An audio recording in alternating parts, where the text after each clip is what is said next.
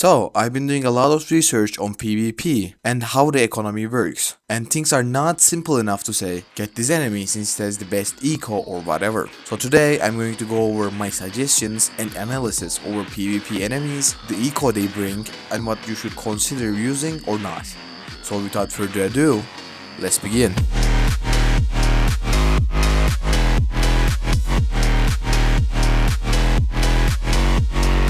So let's begin with the economy, the most important section to how PvP works.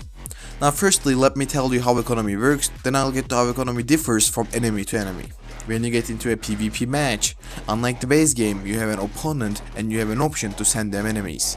By sending them enemies, you make their job harder, thus increasing your chances of winning. Besides sending, there's an economy mechanic implemented, giving you an X amount of money per 7 seconds. By sending enemies, you can increase or decrease your economy.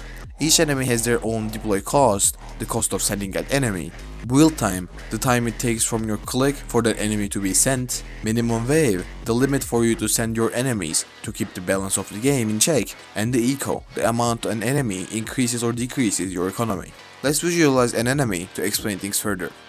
Let's say there's an enemy whom costs $100 to deploy, increases your economy by 10, and has 5 seconds of build time.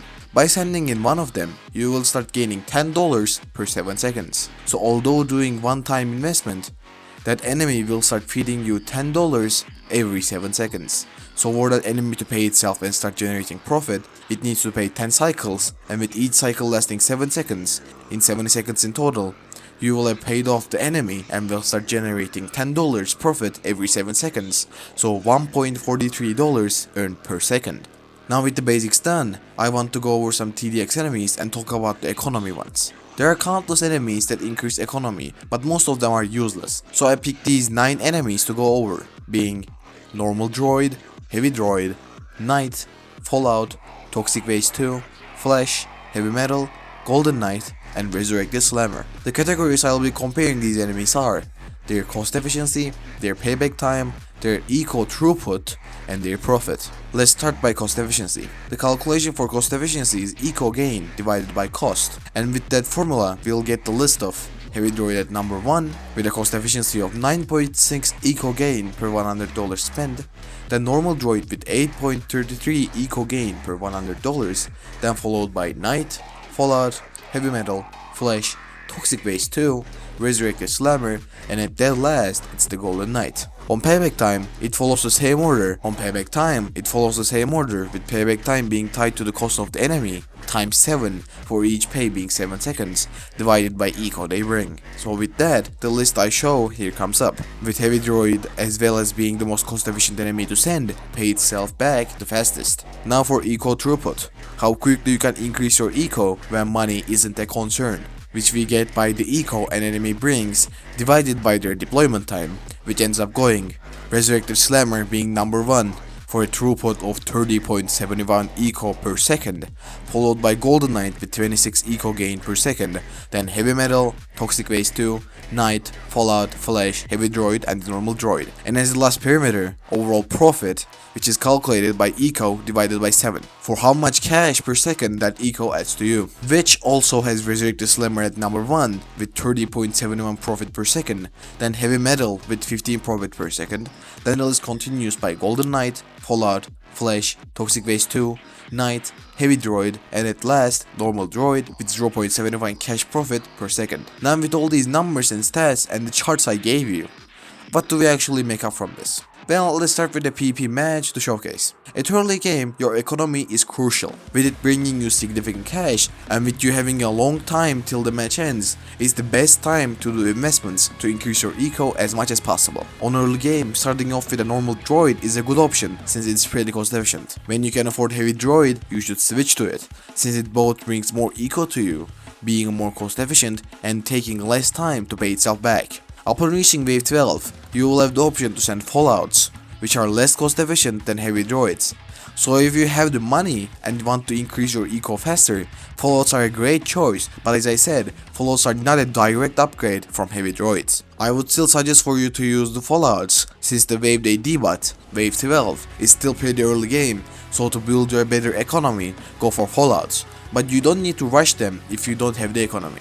Now when you reach wave 14, getting knights over fallouts are more beneficial, with them being sent out every 3 seconds rather than 4.5 seconds like fallouts. They bring you eco faster, and with them having a better cost efficiency compared to fallouts, with knights cost efficiency being 6.67 economy increase per $100, while fallouts being 5.91 increase per 100, knight is practically an upgrade over fallouts. Now in between Knight and Fallout, there's Flash, which is just an in-between, being a watered down Fallout, so don't use it. Now at wave 15, you gain the option to use Toxic Waste instead of Knights, don't use them. They overall bring more economy increase to you, but with them costing so much and money being really valuable early game, it's not worth it. So in an optimal scenario where money doesn't matter, it's more worthwhile to use them, but in game, with money being scarce, you will just be sabotaging yourself. Now at wave 24 and 26, you will unlock Resurrected Slammer and Heavy Metal, and both these fill very different niches. Slammer is an offensive unit, so although increasing economy a lot, it's not a sustainable economy option. Cost efficiency wise it's terrible, so don't use Slammer as an eco source. But unlike other offensive units, Resurrected Slammer is actually pretty decent, cause unlike all the others, it increases your economy. All the other offensive units decrease your economy, actively hurting you, while Slammer can be worthwhile. So if you want to pressure your opponent as much as possible, Resurrected Slammer is a valid option, but not so as much as an eco one. Now for Heavy Metal, if you have the money to afford it, which I assume you most likely do, switching from Knight to Heavy Metal is a good choice. Heavy Metal overall has a better throughput, thus it brings more eco per second than the Knight, and although being a bit worse than the Knight, it almost has the same cost efficiency as the Fallout, so you can think of Heavy Metal as a late game version of Fallout, which is already a pretty good eco source. So with money mattering less and eco mattering more, you can switch to Heavy Metal. Now on the case of Golden Knight, although being very high at the throughput list, it still isn't a good economy source. Just like the Slammer, where you use it if you had a specific thing you're aiming for, Golden Knight should be used the same way. Golden Knight is classified as a rusher, so if you want to rush an opponent, Golden Knight is a valid option, since near all rushers not contributing to your economy, and with Golden Knight having 95% golden resistance. It can also be used to punish people who use Golden Juggernaut or Refractor as their main DPS.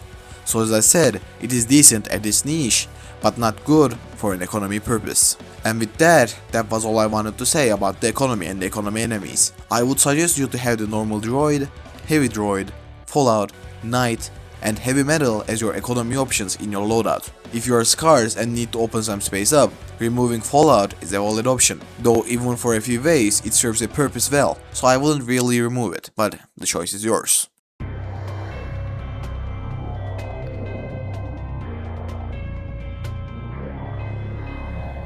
Now for your remaining slots, let's look at some offensive units.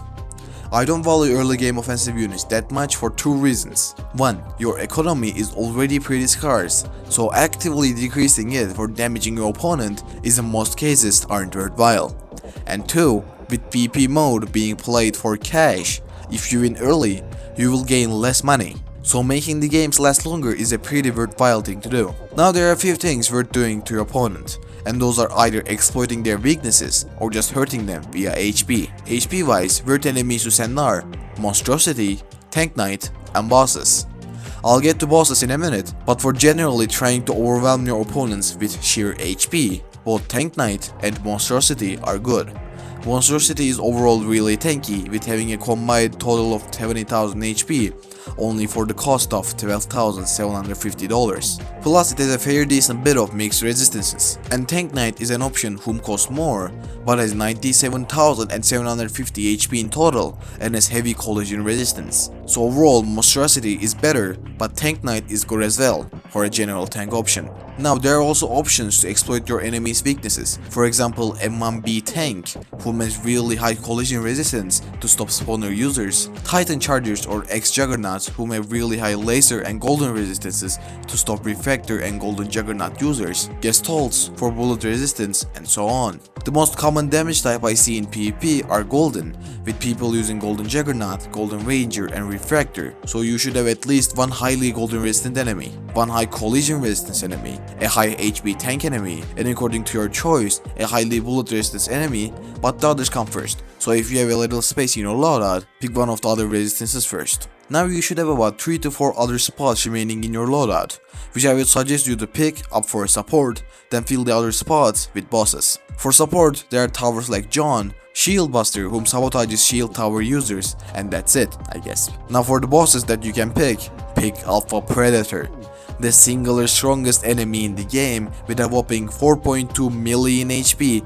and with being an overall killing machine. Besides Alpha Predator, which you should guarantee pick, you can also pick Captain Slime, whom will act as a decent support option with decent bit of annoyance. You can also pick Artemis, for those who don't have air detection or just overall as a supporting damage option, and others if you're up to spending, but those 3 would be my picks. And yeah, overall the loadout I would recommend would be made of normal droid, heavy droid, fallout, knight, heavy metal, monstrosity, M1B tank, X-Juggernaut, Artemis, Shield Buster, Captain Slime, and Alpha Predator. Though as I said, according to your playstyle, you can switch things up.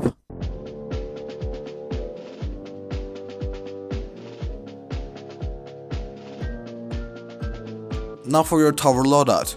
You're gonna need an early game tower being either Golden Ranger or Ghost, which out of those 2 options I would recommend Ghost. Either Shield Tower or Medic, both works fine, EDJ as a support, and 3 DPS towers of your choice.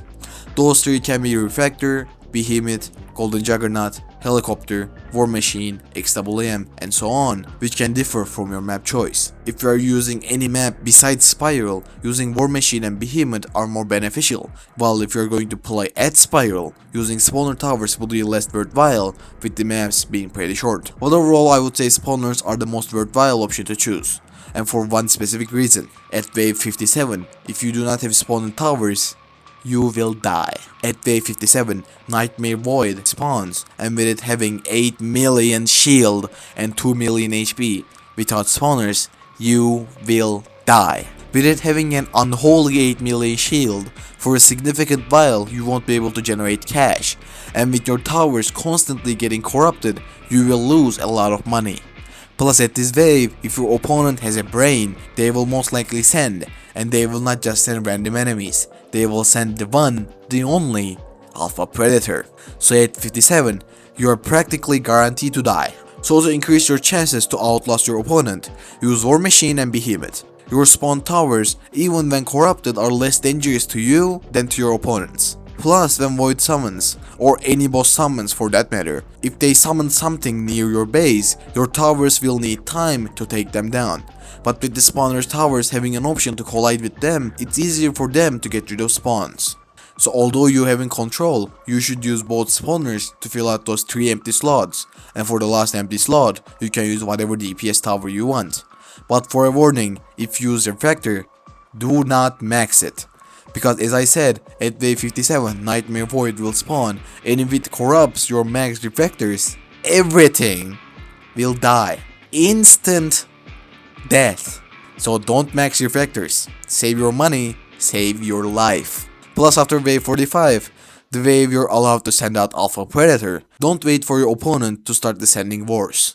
You may wait for a boss wave to send out Alpha Predator, but when an Alpha Predator is sent, it will become a boss wave.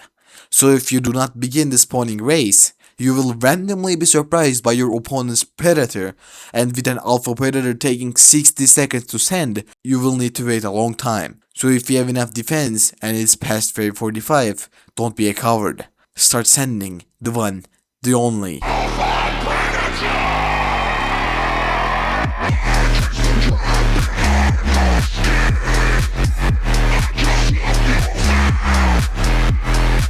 Now let's take a look at power-ups and decide on 2 of them. In the video where I went over PvP update, I briefly talked about power-ups and I recommended damage buff and Uber field. Now as some of you said, choosing 2 defensive options isn't really the right idea. So let's go over the power-ups one more time and decide on what 2 should we bring. Looking at Airstrike, I see a big, useless waste of a slot. Upon playing a match, you're unable to use it till up to a selected mid-game wave, which I don't remember the exact wave, but I know it's somewhere in the mid-game. And upon using the power-up, it dealt like 2000 damage. Do I actually need to say anything? At early game, where doing damage actually matters, you're unable to use the power-up, and from mid to late game, it's straight up useless. So don't use this shit. Next, we got the friendly damage buff, and overall it's really good, and upon using it, it can save your life. But overall, I still think there's a defensive option you can have for a better power up, which would be the Uber Field. On early and mid game, the damage the enemies do isn't much or that important to pay attention to, but late game specifically, when people start sending shit like Alpha Predator, shield towers start to not be enough to defend. So the only viable option remains Medic's Uber ability, but with being able to place 9 of them, there is just not enough towers you can protect. But with Uber Field, you can make a lot more than 9 towers invincible. And remember, unlike friendly damage buff, which is a really powerful supporting option, if you let your guard down, one nuke sent by the Alpha Predator, half of your towers will just die, thus instantly setting you millions of dollars behind, thus leading you to lose. So unlike friendly damage buff, I think Uber is more vital. So as a defensive power up, I will recommend Uber Field. The other left out defensive power up, range boost, is terrible by the way, based off a slot, isn't worth wasting air for. And for the remaining 2 offensive options, enemy shield regen and enemy speed boost, I think speed boost is more important. The damage you deal to an enemy depends on how long that enemy stays on the map, so rather than giving that enemy more HP for your opponent to go over, speeding up that enemy seems more valid to me. But it's really 50-50 in my opinion, so you can go for either one in reality. And with that, we approach the end of the video. First of all, thank you for 800 subscribers. With the main goal of mine being 1000, we are 80% there. And I sincerely thank any and all of you for watching and supporting me. Plus another thing, with the last PvP video I made, a lot of you all said how I hated PvP mode somehow. Well, I really love PvP mode, and with doing a deeper research and with learning any new thing about the mode, I just fall in love with it more and more. The mode is pretty much, besides tower battles, the only good PvP mode we have on Roblox tower defense games. So as I said again, I really like the PvP mode, but the PvP update is the thing I was kinda disappointed about. PvP update, in my opinion, should have added more, and it feels kinda bland. But that doesn't make the PvP mode bad. The PvP update, mid. The PvP mode, good. Thank you. And as always, I was your host HD, and thanks for watching.